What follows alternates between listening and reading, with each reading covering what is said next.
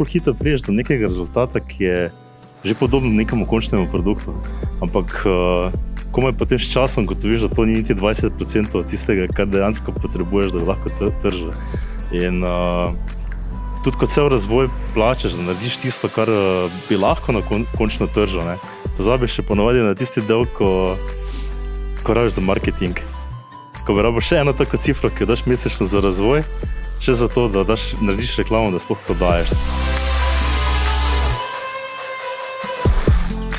Največji izziv, glede na moje pretekle izkušnje, je dejansko delo na ekipi. Vzdrževati ekipo stalno v pogonu, ker niha razpoloženje, niso vedno uspehi, so neuspehi in člani ekipe različno dojemajo neuspeh.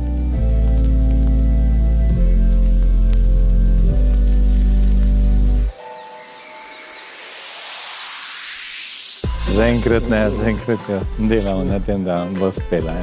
Ja, naše podjetje funkcionira tako, da hkrati delamo storitev in hkrati delamo tudi produkt, tako da storitvijo lahko nam gre kar dobro. Imamo še veliko potenciala tudi na tem področju. Mislim, da bo produkt kar v redu uspel, ampak vseeno storitvijo nam tudi dobro gre, tako da imamo backup.